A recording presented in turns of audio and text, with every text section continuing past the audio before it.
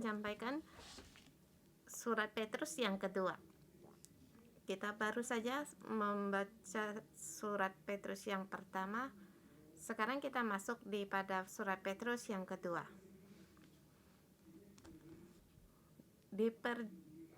Di perjanjian baru di Alkitab ini kitab yang sulit untuk dipahami. Dan apakah penulis yang di sini adalah Petrus? Dan kapan surat ini ditulis? Dan dengan latar belakang apa? Jadi, sebagian besar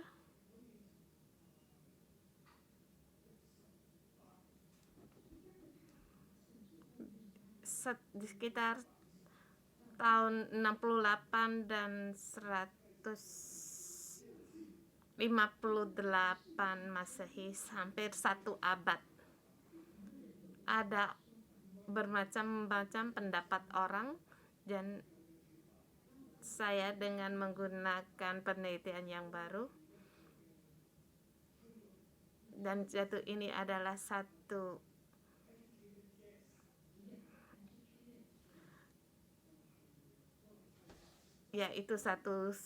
dugaan juga, tetapi juga ada prinsip. Tidak semuanya benar,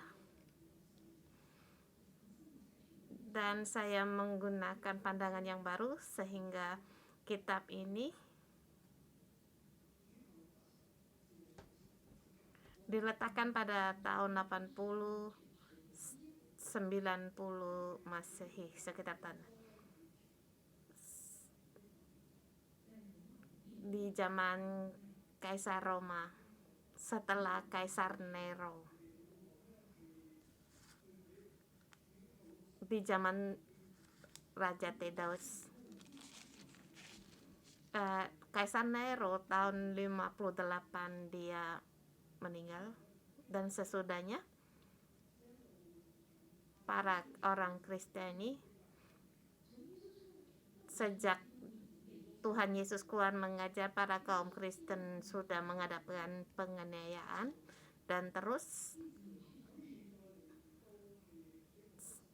sekarang sampai pada tahun 80 di zaman Raja Thaddeus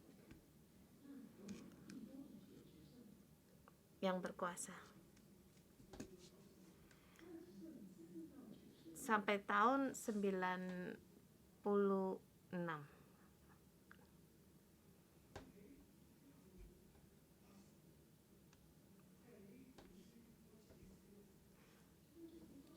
Dia tahun 80-an, di setelah kitab ini ditulis, dia mulai banyak pembantaian terhadap orang Kristen dan membunuh mereka.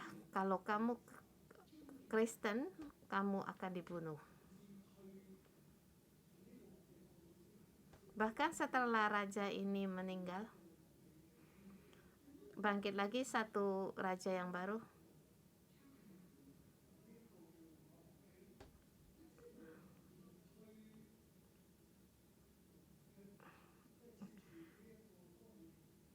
Dia selalu pengganti dari Raja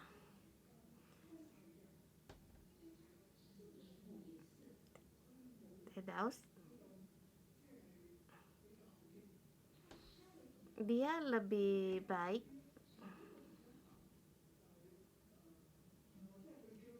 bukan terhadap orang Kristen baik yang dimaksud. Dia tidak langsung mengambil perintah untuk langsung mengadakan pembunuhan terhadap orang Kristen. Tapi kalau orang Kristen ditangkap orang Yahudi atau salah satu, kalau ditangkap Raja Diocletianus atau Trajanus, kalau orang yang ditangkap itu dia ngaku dia orang Kristen, ia langsung dibunuh.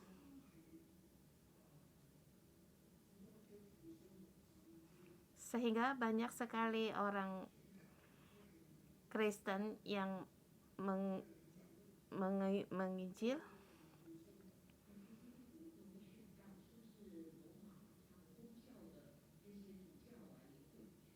dan juga para pengajar-pengajar, mereka juga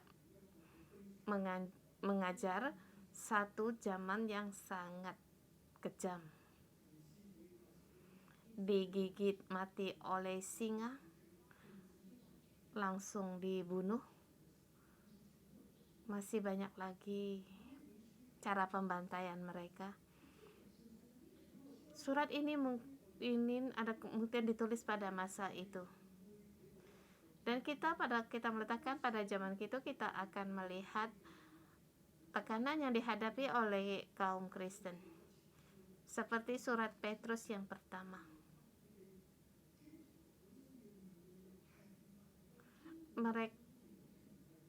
Kaum Kristiani menghadapi tekanan terhadap orang penganut Yahudi, orang Yahudi.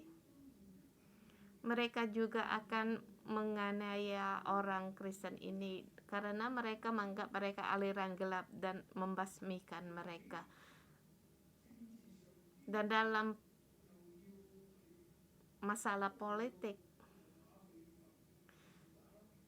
karena kebakaran besar Roma, mereka harus bertanggung jawab. Dalam politik, kalau mereka tidak menyembah Kaisar Roma, maka Kaisar Roma kebanyakan menganggap dirinya sebagai Tuhan. Jadi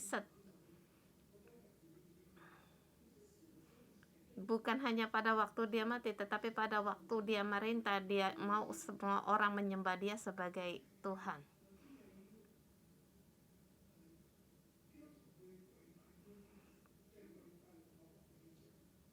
Mereka memerintahkan agar para kaum Kristen untuk menyembah Kaisar Roma. Jadi kalau untuk membuktikan apakah kamu orang Kristiani, maka yaitu apakah kamu mau menyembah Kaisar. Kalau kamu tidak mau menyembah Kaisar, maka kamu adalah orang Kristen dan maka harus dibunuh. Dengan menyembah Kaisar Roma itu adalah satu bukti kalau kamu bukan orang Kristen. Itu seperti satu sertifikat baru aman kalau tidak menyembah Kaisar. Dan juga mereka ada satu sertifikat kalau mereka adalah bukan orang Kristen. Kalau mereka tidak, kalau mereka memiliki sertifikat ini, mereka dimanapun aman. Dan lagi pula kitab ini setelah tahun 80-an ditulis, dan pada masa itu gereja terus berkembang walaupun menghadapi penganiayaan. Mereka terus mengadakan penginjilan.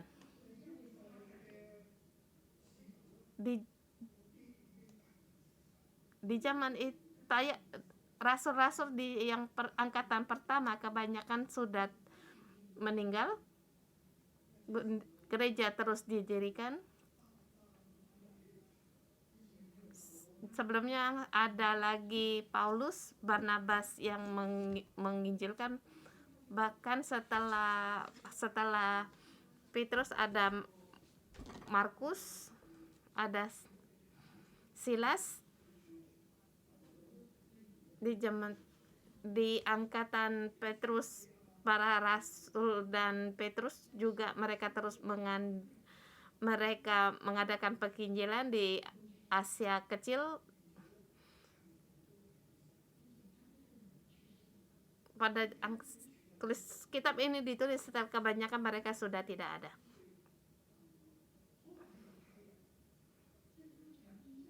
Mereka menginjil banyak orang yang percaya akan Yesus, kebanyakan juga orang Yahudi, tetapi mereka tidak bisa berbahasa Ibrani.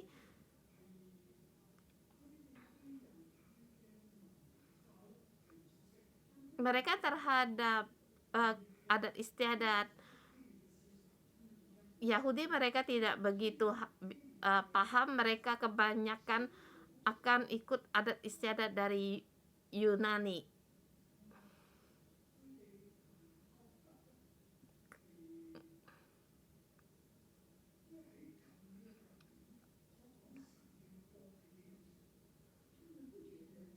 Karena di Yunani mereka banyak sekali berhala, jadi mereka tidak begitu merasakan apa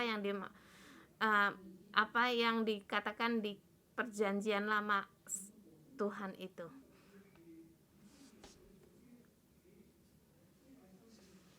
Bahkan orang Israel sebelumnya mengadakan perjanjian di Gunung Sinai.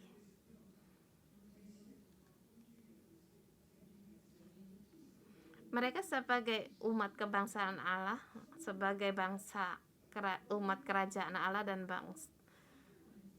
Kemudian Israel telah diruntuhkan, mereka di pembuangan. Mereka tidak punya keinginan agar seperti orang Yahudi, agar mereka dimerdekakan, mengadakan negaranya sendiri.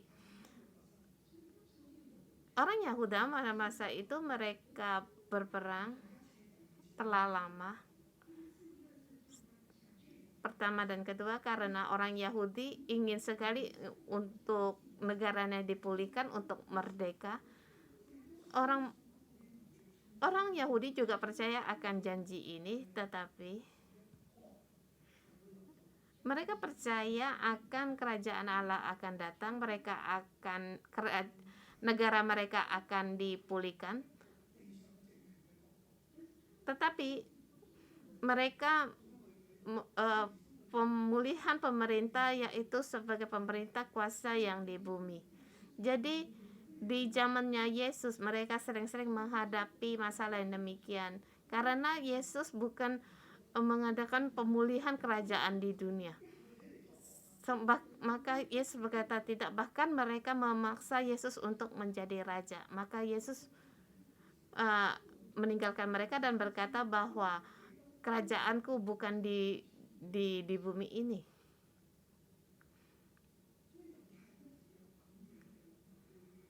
Dan masa itu ada Petrus, jadi orang Yahudi sering-sering ingin mengadakan revolusi sendiri. Di perjanjian lama kerajaan Israel mengatakan bahwa kerajaan Allah akan datang. Bahkan Yesus waktu-waktu dia mengajar mengatakan bahwa kerajaan Allah sudah dekat. Kalian harus bertobat. Bertobatlah, kerajaan Allah sudah dekat. Orang Israel yang bisa bahasa Ibrani, mereka ingin sekali agar negara mereka dipulihkan, untuk ingin mendirikan negara Israel yang tidak bisa bahasa Ibrani, yang hanya bisa pengikut Yahudi yang bisa bahasa Yunani. Mereka dibesarkan dari istiadat Yunani, jadi dia tidak punya prinsip tentang kerajaan Allah.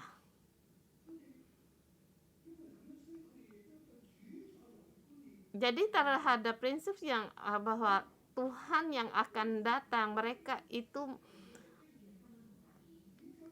masih ragu-ragu, curiga. Mengapa mereka curiga akan Tuhan yang datang? Karena dalam pikiran mereka tidak ada prinsip yang demikian. Di gereja yang pertama setelah Yesus Kristus meninggal, para rasul terus mengajarkan tentang ini. Dan Yesus berkata bahwa dia pasti akan kembali, dan bahkan dengan segera. Dengan demikian rasul mengajar. Tetapi bagi orang pengikut yang berbahasa Yunani, mereka tidak pernah ikut bersama para rasul-rasul ini, bahkan belum pernah mengalami. Dan sekarang para rasul ini pun telah meninggal. Mungkin masih cuma satu, yaitu Yohanes.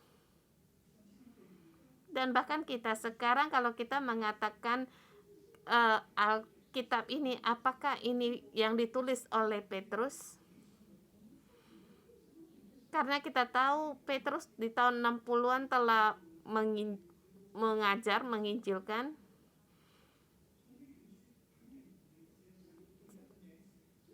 Ada kemungkinan surat ini bukan Petrus yang menulis, tetapi menggunakan nama Petrus.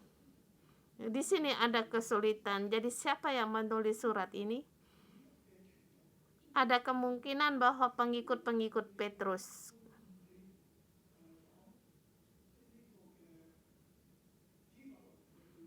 Mereka bukan latar belakang yang menggunakan bahasa Ibrani. Mereka sangat mengenal akan para pengikut orang Yunani. Dia tahu masalah mereka di mana. Jadi dia sebagai wakil dengan menggunakan nama Petrus untuk menulis surat ini. Bahkan ini bukan seorang yang menulis. Mereka dalam kuasa pemerintahan Roma. Mereka bersama menghadapi masalah keadaan masa itu. Para pengikut, para rasul bersama menulis surat ini. Mereka menulis bagi orang yang tidak percaya bahwa Tuhan akan datang kembali, yaitu orang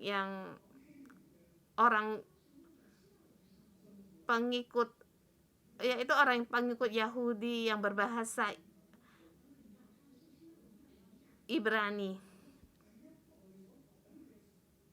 Bahkan di generasi pertama para rasul telah berlalu, Yesus belum datang. Telah dikatakan bertahun-tahun, tetapi belum datang. Setidaknya ada 50 tahun. Lagi pula, mereka terus menghadapi penganiayaan. Di situ ada masalah. Dan juga di sini menghadapi penganiayaan yang sangat besar. Dan prinsip dari Ibrani juga mereka sangatlah besar. Jadi bagaimana dengan keadaan orang Kristen? Jadi mereka banyak curiga, ragu-ragu. Jadi banyak masalah yang timbul. Jadi saya mengatakan demikian agar kalian tahu, kamu dan aku juga menghadapi yang sama. Yesus berkata bahwa dia akan kembali. Kita belum pernah melihat. Dan kita orang Cina atau bangsa asing, kita orang-orang asing, berbagai negara, dalam adat istiadat kita tidak ada prinsip bahwa Tuhan akan datang dan tidak ada prinsip kerajaan Allah. Kalau dunia aman itu oke.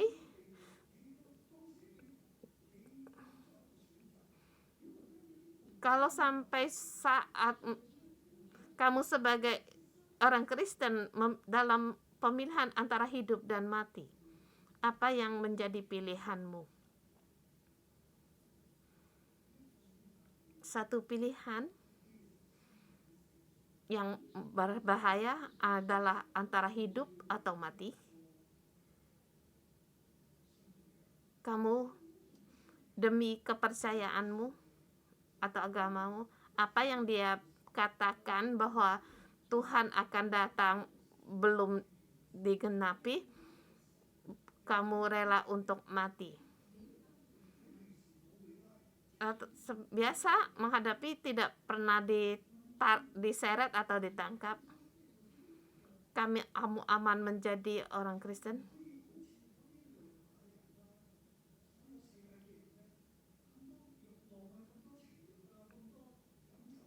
Kamu sebagai orang Kristen, kamu tidak boleh seperti orang zaman Raja Roma yang untuk memuaskan hawa nafsu berpesta pora dengan kebiasaan orang Roma.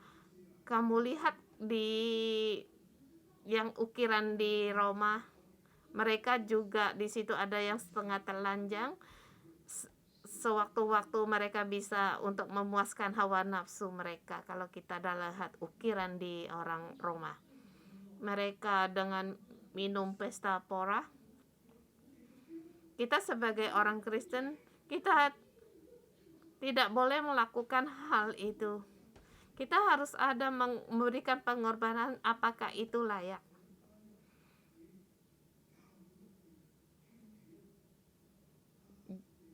Jadi ada orang Kristen, mereka di gereja, mereka bangkit, kita tidak perlu ikut akan hal-hal yang demikian. Jadi pemimpin Roma, pemimpin gereja di Roma, mereka menulis kepada gereja-gereja lain agar mereka tahu apa yang harus dilakukan. Atau banyak orang Kristen di berbagai tempat bertanya, "Pastor, apa keputusan dari kita? Bagaimana pendapat kita?" Seperti pada demonstrasi, banyak sekali saudara-saudari bertanya, "Bagaimana pendapat dari gereja, keputusan dari gereja? Beritahu kami, seharusnya aku warna apa?" Banyak orang yang berkata kita berwarna itu. Banyak sekali orang kita berwarna ini. Sesungguhnya warna kita apa? Beritahu kami. Jadi saya dipaksa, jadi saya berkata yaitu sosek, yaitu warnanya Yesus. Saya menghadapi tekanan akan keadaan demikian. Jadi sampai sekarang kita semua bisa memahami keputusan kita, prinsip kita adalah pada kebenaran. Kita berjalan pada kebenaran. Masih berapa waktu? Masih tinggal berapa menit?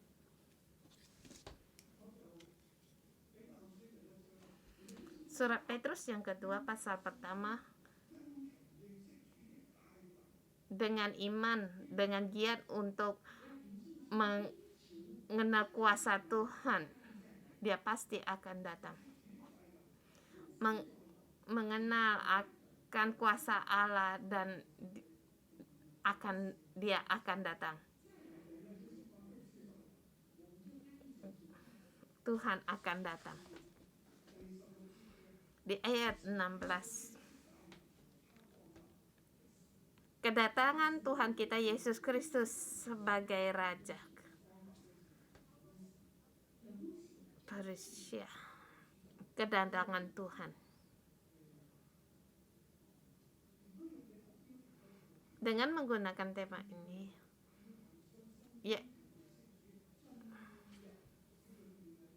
yaitu dengan iman mengenal Tuhan, masuk dalam kerajaan Yesus Kristus yang kekal, seperti dikatakan di ayat yang ke-11. Dengan giat kita untuk bersungguh-sungguh. Banyak sekali di pasal ini kita fokus pada ayat ke-5 sampai dengan 8. Sesungguhnya ayat 5 dan 8 ini adalah proses agar kita masuk dalam kerajaan Allah. Ya, agar kita mengingat akan kuasa Tuhan dan bahwa Dia akan datang. Tuhan dalam keadaan demikian, dalam menghadapi keadaan kita sekarang, bagaimana kita harus melakukannya? Kita harus dengan iman, dengan giat, dengan sungguh-sungguh, seperti demikian. Saya akan cepat menjelaskan karena tema telah dikatakan. Ayat 1 sampai 2 itu adalah salam. Salam ini dikatakan dengan iman karena ada penghiburan dan ada damai. Dikatakan dari Simon Petrus, hamba dan Rasul Yesus Kristus, kepada mereka yang bersama-sama dengan kami memperoleh iman oleh karena keadilan Allah dan Juru Selamat kita, Yesus Kristus. Iman sangatlah penting karena keadilan juga penting, atau damai sejahtera itu sangat penting.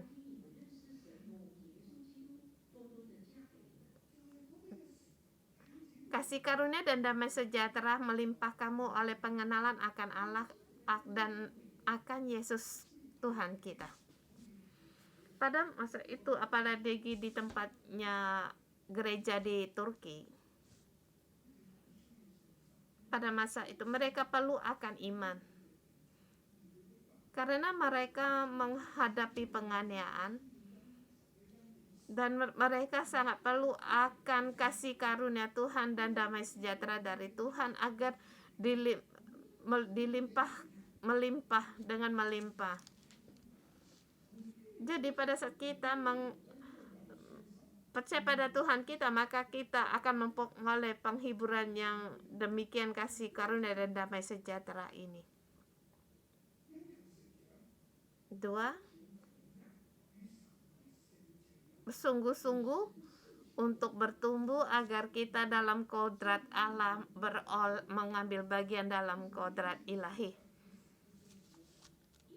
Dengan bersungguh-sungguh agar kita ambil bagian dalam kerajaan Allah.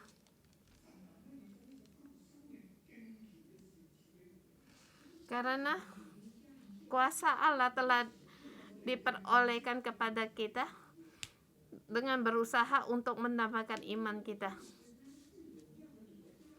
Karena kuasa ilahi kita dianugerahkan kepada kita segala sesuatu yang berguna untuk hidup kita yang saleh oleh pengenalan kita akan Dia yang telah memanggil kita oleh kuasa yang mulia dan ajaib.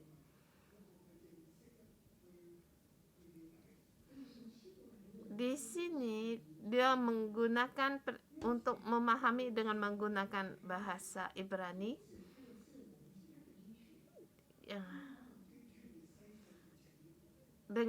Dengan jalan ini Ia telah menganugerahkan kepada kita janji-janji yang berharga yang sangat besar, supaya oleh kamu beroleh ambil bagian dalam kodrat ilahi dan luput dari hawa nafsu dunia yang membinasakan dunia.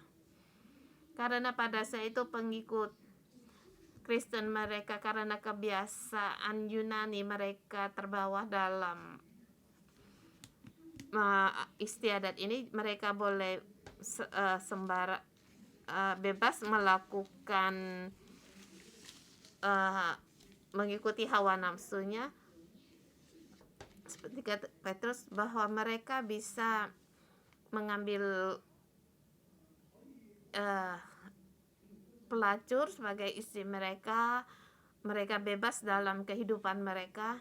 Dan di sini di surat Petrus memberitahukan kepada mereka agar kita harus bebas dari hawa nafsu dunia ini, agar kita luput. Kita harus berpaut pada Tuhan karena kekudusan Tuhan ada di dalam kita. Di sini mengatakan bahwa dalam kerajaan Allah kita bersama dengan Tuhan, ada kekekalan.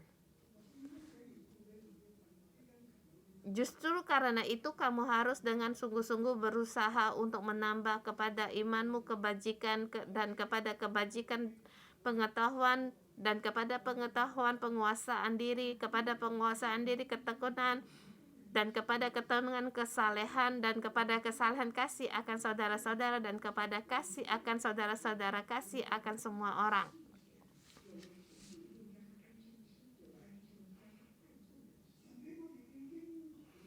Janji Tuhan yang diberikan kepada kita agar kita melepas dan luput dari hawa nafsu duniawi ini, agar kita beroleh kodrat, agar kita beroleh bagian dalam kodrat ilahi. Jadi yang rusak dalam dirimu ha- haruslah luput. Kita harus ada kodrat ilahi yang ada di dalam kita.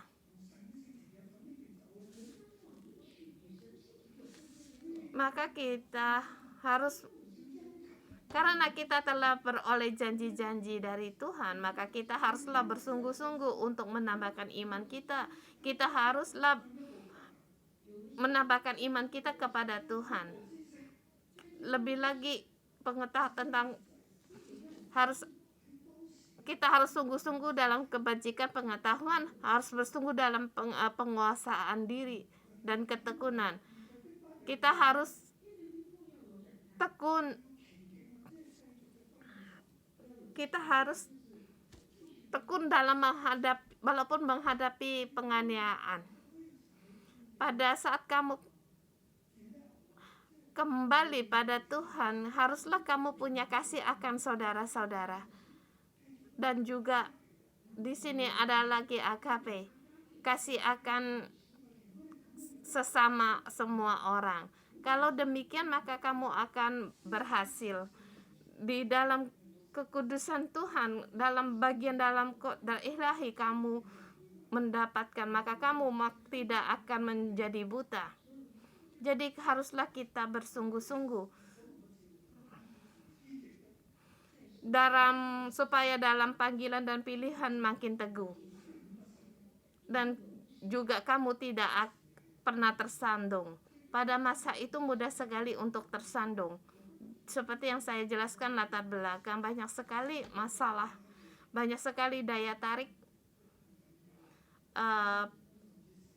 yang memikat, bahkan kematian. Kalau dalam cekaman kematian, mudahkah kamu untuk tersandung? Apakah kamu bisa masuk dalam kerajaan yang kekal? Dikatakan di sini, maka kita haruslah bertekun, kita haruslah menang dengan terus menuju arah kekekalan. Pada masa itu pada para rasul, apakah rasul memberitahu kepada mereka, para pengikut masa itu, apakah mereka bisa terus untuk tekun, untuk teguh? Segala sifat, dan juga kita haruslah seperti sifatnya Tuhan, seperti harus ada penguasaan diri, ketekunan, kesalehan, harus mengasihi saudara-saudaramu dan sesama orang. Kalau kamu bisa melakukan semuanya ini, maka dalam kerajaan yang kekal kamu ada bagiannya. Kemudian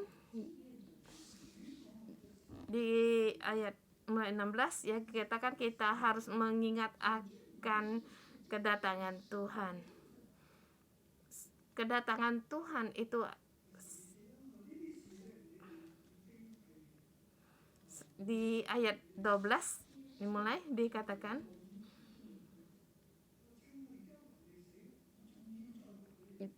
ayat 11 sebelumnya, demikian kamu akan dikaruniai hak penuh dengan memasuki kerajaan kekal, yaitu kerajaan Tuhan dan juru selamat kita. 12, karena itu aku senantiasa untuk mengingatkan kamu akan semua itu, sekalipun kamu telah mengetahui dan telah teguh dalam kebenaran yang telah kamu terima. Ini di sini Petrus, orang yang menulis ini sangatlah kenal akan Petrus.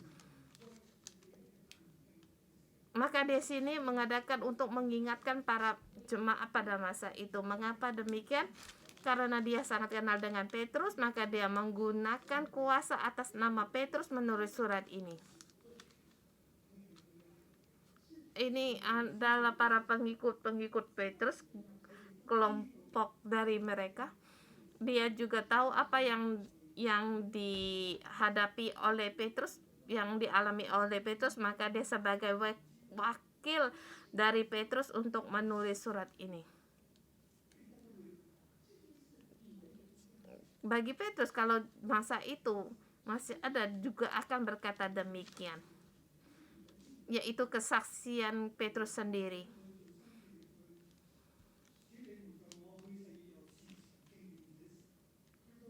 Dan lagi dikatakan, tetapi aku akan berusaha supaya juga sesudah kepergianku itu kamu selalu mengikat semua ini. Menurut penelitian kami bahwa Petrus sudah meninggal. Dia telah mendengar apa yang amanat dari Petrus, dan dia menulis semua ini dengan kuasa Petrus, dengan nama Petrus, menurut surat ini.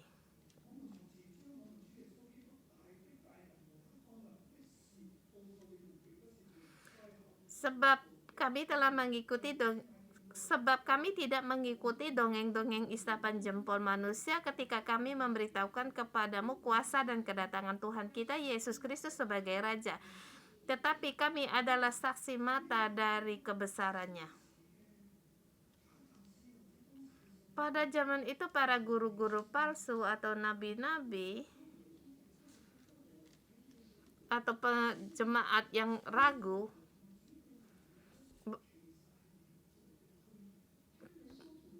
mereka mengatakan bahwa kuasa dan kedatangan Tuhan itu hanyalah dongeng-dongeng. Ini adalah palsu, bukan benar. Apa yang dikatakan para rasul bahwa Tuhan akan datang, kuasa Tuhan yang ada pada kita itu bukan benar. Itu adalah dongeng-dongeng dari para rasul. Ada perkataan yang demikian, dan mereka berkata Yesus tidak akan datang.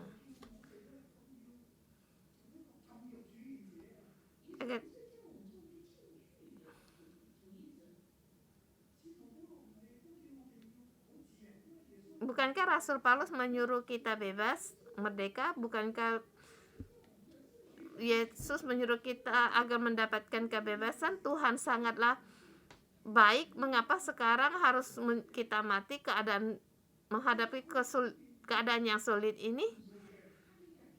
Apakah Tuhan akan mengubah segala ini? Ini adalah pikiran orang duniawi. Ini pikiran hawa nafsu duniawi. Jadi kamu melihat surat ini, kamu haruslah bersungguh-sungguh untuk menambahkan imanmu, kebajikan, penguasaan diri, ketekunan, dan harus ada kasih di masa yang sulit. Bagaimana melewati? Yaitu dengan iman, dengan kasih, dengan ketekunan seperti kita sekarang. Di sini mengenalkan tentang kesaksian Petrus sendiri bahwa aku telah melihat akan kemuliaan Yesus. Aku sendiri telah mendengar suara dari surga.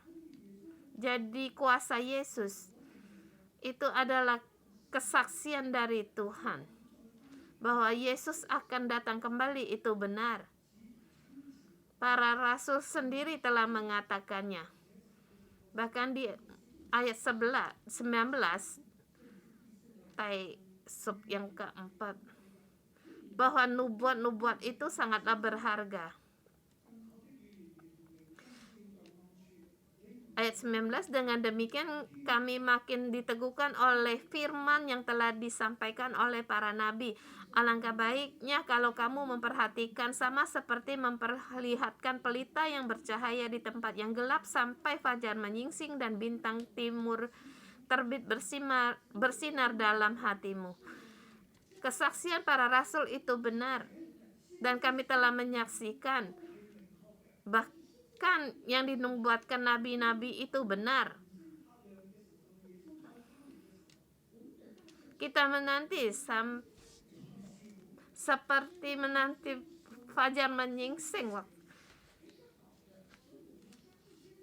Jadi kita harus percaya akan yang disampaikan, firman yang disampaikan oleh para nabi. Sebab semua nubuat yang ada di dalam kitab suci itu tidak ditafsirkan oleh menurut kehendak manusia.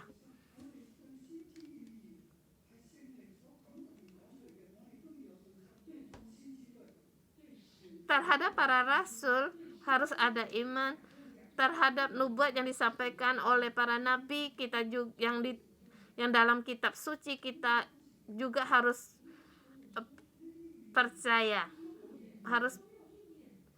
Tapi bagi mereka, karena nubuat ini tidak digenapi, ini mereka menganggap bahwa itu hanyalah isapan jempol dari para rasul, tidak ada Tuhan. Tidaklah demikian. Jadi yang dikatakan para rasul bahwa Yesus akan datang kembali, seperti yang dikatakan para nabi, itu bohong. Itulah penganggapan bagi mereka yang di orang-orang yang tidak percaya di masa itu. Bagi saya sendiri, Yesus akan datang sudah 2000 tahun. Nah, dalam kita haruslah bersiaga bahwa Yesus akan datang. Mungkin kita tidak tahu kapan Yesus akan datang. Bukan tapi sepertinya jauh. Mungkin seumur hidup saya dia belum datang. Tetapi pada saat kita membaca surat Petrus, kita harus menyadari bahwa pikiran duniawi, hawa nafsu duniawi, akal, kebebasan sendiri, apakah itu mempengaruhi kita? Apa yang harus kita lakukan? Mohon Tuhan membantu kita. Amin.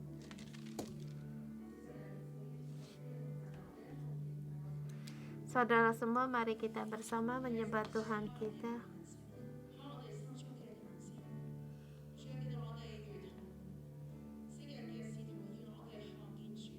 Seperti Tuhan kami di dalam-Mu, seperti para rasul masa itu, Tuhan kami melihat Engkau. Tuhan, terangilah hati kami di pagi hari, bukalah mata kami agar kami bisa melihat. Haleluya.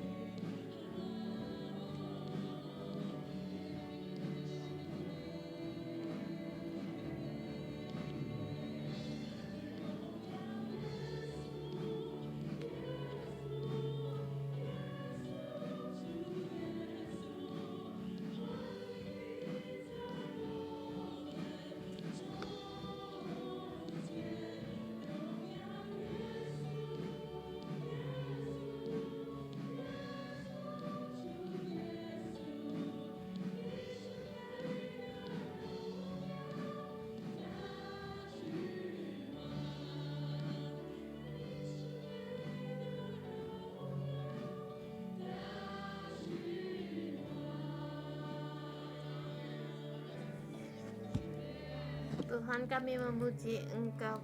Engkau adalah Raja kami. Engkau adalah Tuhan kami.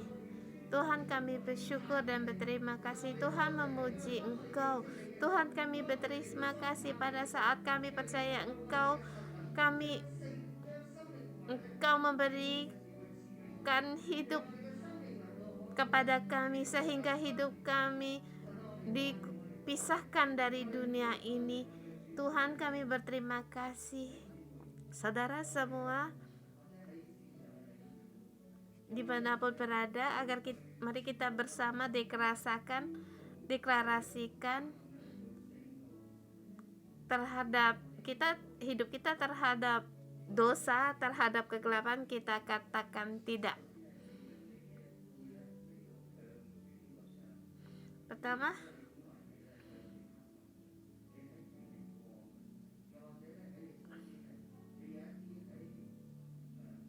kalau di situ ada tembok atau di hadapanmu ada tanda salib, ada salib atau perhiasan tentang lambang dari ketuhanan, kamu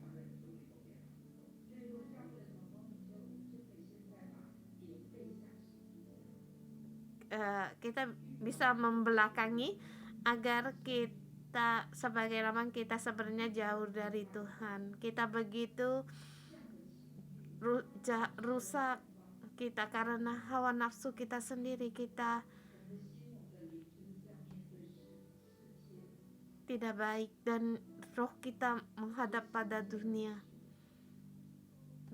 dibelenggu oleh dunia, ditarik oleh dunia.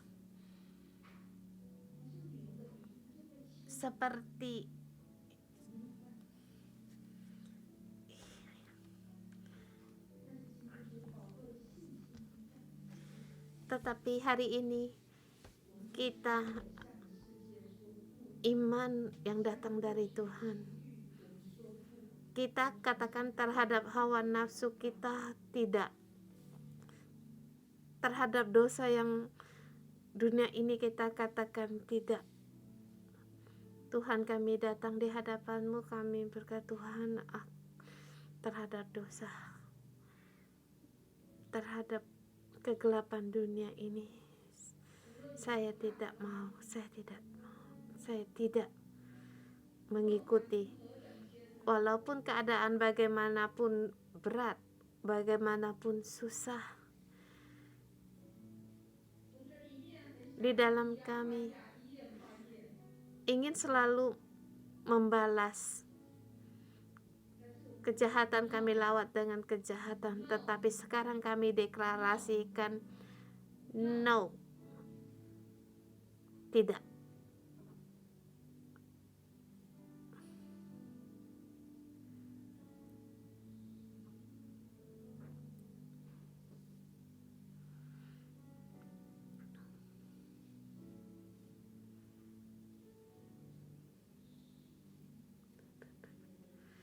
Tuhan, kami datang di hadapan-Mu, kami berkata, Tuhan, di dalam kegelapan, walaupun dalam hawa nafsu kami atau kegelapan kami hanya menganggap diri kami benar sendiri, Tuhan, kami mengaku, mohon Engkau mengampuni kami katakan terhadap dosa-dosa ini, kami bilang kami tidak mau. Tuhan, ampunilah kami dalam pikiran kami banyak akan penyelewangan, akan pembelokan, di dalam hati penuh dengan sungut-sungut. Tuhan, terhadap hati dan pikiran yang tidak berkenan kepadamu, Tuhan, kami katakan no, tidak. Tuhan, dalam kehidupan kami merasa sakit terhadap sesama pun kami juga kami tidak mau, dan terhadap akan keserakahan yang ada di dalam kami katakan tidak. Tuhan, ampunilah kami memang serahkan untuk memiliki lebih banyak lagi, banyak dengan bermacam cara, dengan tipu muslihat untuk mendapatkan segala sesuatu. Tuhan, dengan ini kami katakan, kami deklarasikan kami tidak lagi. Tuhan, kami ampunilah kami juga, kami sering berkata bohong, menindas orang lain. Kami dalam nama Tuhan Yesus deklarasikan, kami katakan no. Dan terhadap perbohongan kami katakan tidak mau, tidak. Dan terhadap segala tipu muslihat kami katakan no. Tuhan, kami mau berjalan di dalam jalan-Mu, bersama berjalan dalam salib-Mu. Tuhan, kami bersyukur dan berterima kasih. Di dalam dunia yang rusak ini kami katakan tidak. Tuhan, pagi hari ini Engkau berikan pada kami agar Engkau ingin membawa kami dalam kerajaan-Mu. Jadi saudara-saudara semua, haruslah kamu bersungguh-sungguh untuk menambahkan iman-Mu, kebajikan-Mu.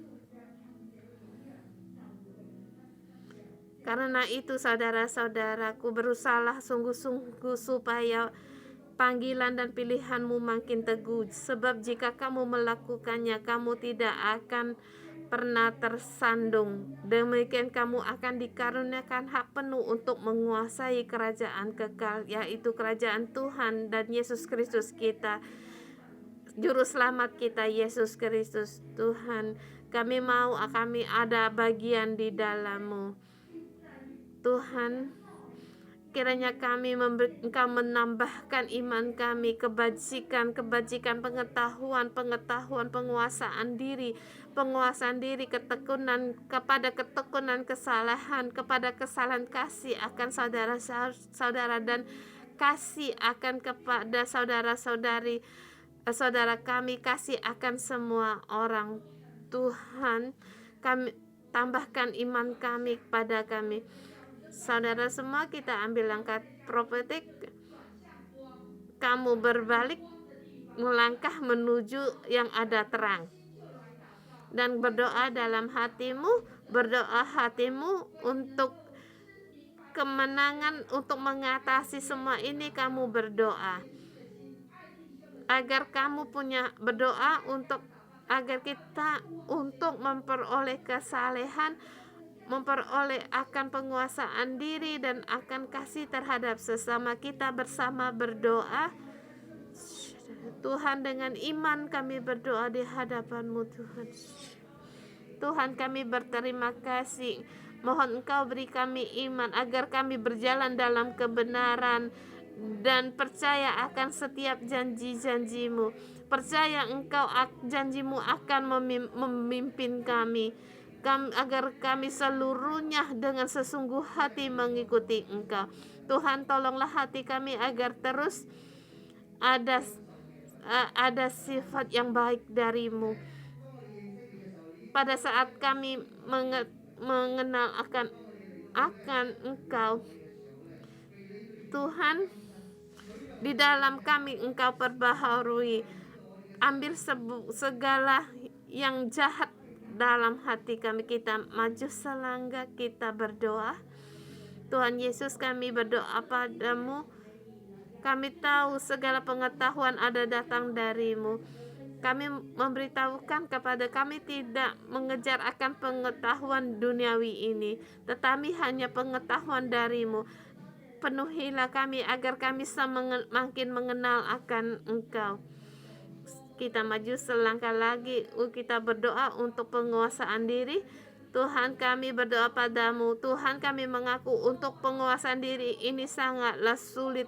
Kami sering untuk menyalahkan diri sendiri. Tuhan, mohonlah Engkau menambahkan agar penguasaan kami, agar hidup kami, Engkau yang berdaulat di dalam hidup kami. Tuhan, agar aku seluruhnya mengikuti Engkau, bukan menuruti kehendakku. Tuhan, Engkau yang berkuasa dalam hidupku. Kami bersyukur dan berterima kasih. Dan juga kita berdoa untuk ketekunan kita.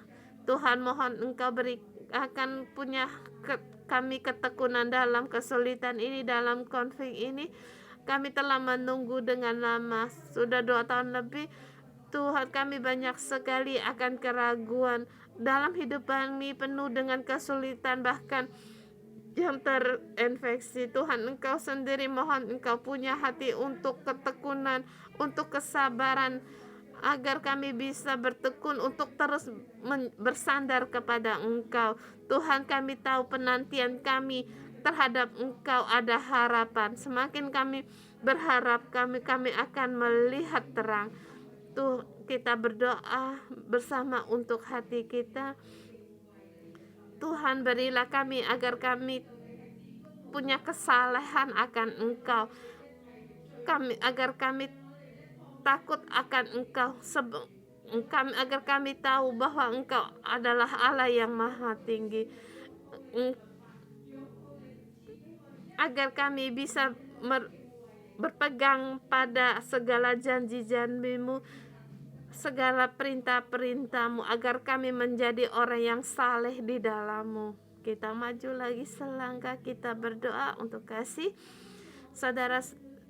Tuhan, berilah kami akan kasih agar kami bisa mengasihi satu dengan orang lain, mengasihi sahabat kami, keluarga kami, saudara-saudari kami,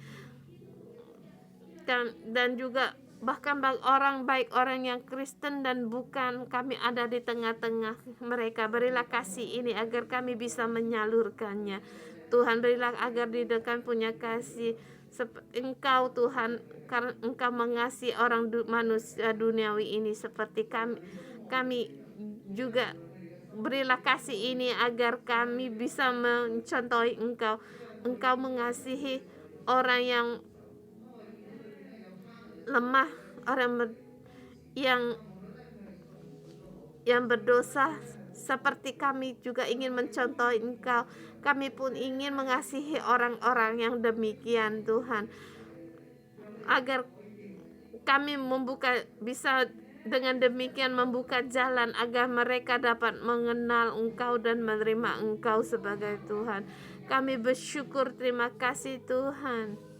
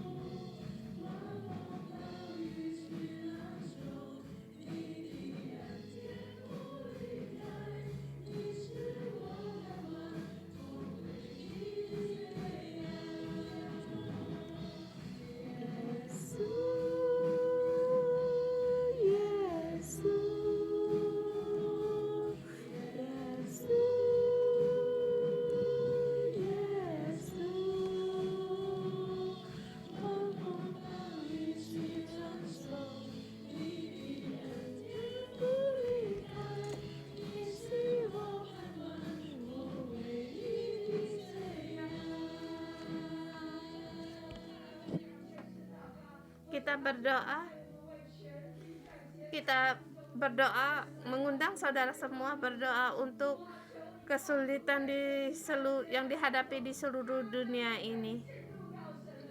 Kita berdoa agar dalam menghadapi kesulitan ini mereka bisa masuk dalam kerajaan Tuhan. Dan ini mengundang bagi para kaum saudari yang berdoa, dan juga bagi kaum saudara kita berdoa untuk kegiatan gereja kita tentang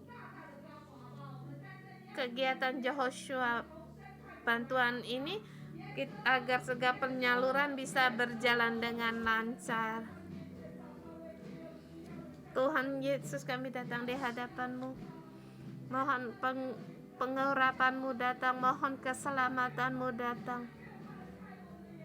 Tuhan, bukalah mata dan hati kami, dan juga buka hati mereka agar bisa melihat Engkau adalah juru selamat,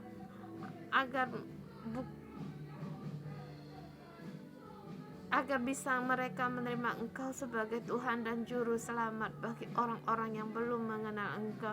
Tuhan, urapilah akan kegiatan kebantuan bencana Joshua ini agar semua berjalan dengan lancar, dan setiap bahan-bahan yang kami kirimkan bagi penerimanya, kiranya kasih-Mu yang ada pada mereka, agar mereka bisa merasakan akan kasih-Mu. Kita bertanya pada diri kita sendiri, seberapa besar kasih kita terhadap Tuhan? Apakah kita bisa menang akan hawa nafsu dunia ini?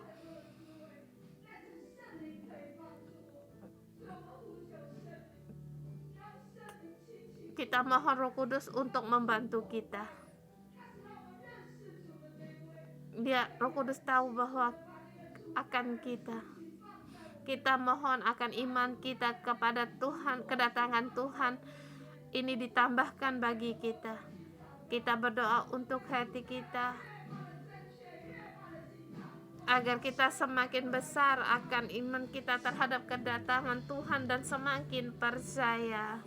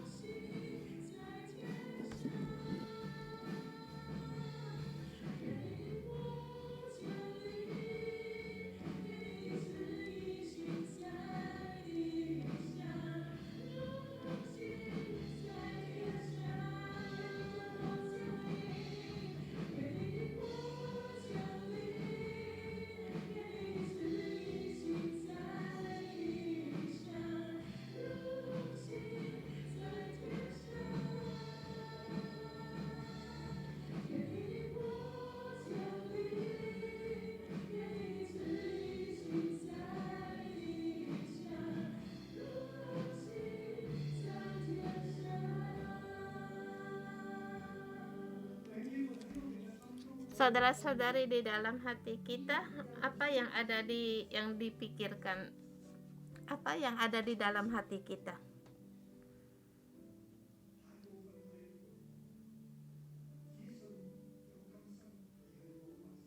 Kebanyakan bagi kita ada iman, tetapi tidak ada kekekalan, atau ada hari ini tidak ada kekekalan. Kita tidak tahu akan masa yang akan datang. Tidak peduli. Hidup yang sekarang itu lebih penting. Seperti para jemaat masa itu. Sekarang sangat penting, masa sekarang sangat penting.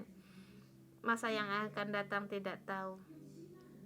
Orang Yunani ada perkataannya sendiri, orang Ibrani punya pandangannya sendiri, para rasul juga masing-masing punya pendapatnya sendiri.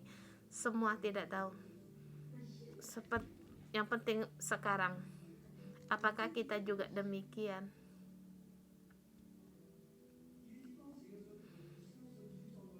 Sehingga para jemaat masa itu mereka tidak percaya bahwa Tuhan akan datang dan juga ada pengadilan. Tidak percaya bahwa kerajaan Allah ada. Bagaimana dengan kita? Haruslah kita percaya, kemudian baru akal budi. Kita janganlah menjadi orang yang buta. Mohon Tuhan untuk membuka mata rohani kita. Roh Kudus, bukalah mata rohani kami, agar kami dengan iman untuk melihat kedatangan Tuhan. Tuhan Yesus akan datang dengan mengendarai awan. Para malaikat akan meniupkan terompetnya, orang mati akan dibangkitkan.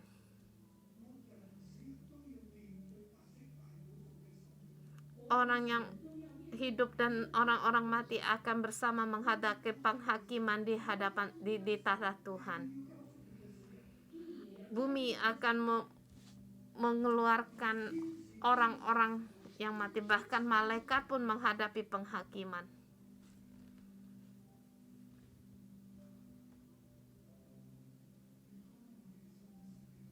Bukalah iman mata kami, agar kami melihat kekekalan, bukan melihat kegelapan, melihat keadaan yang sekarang.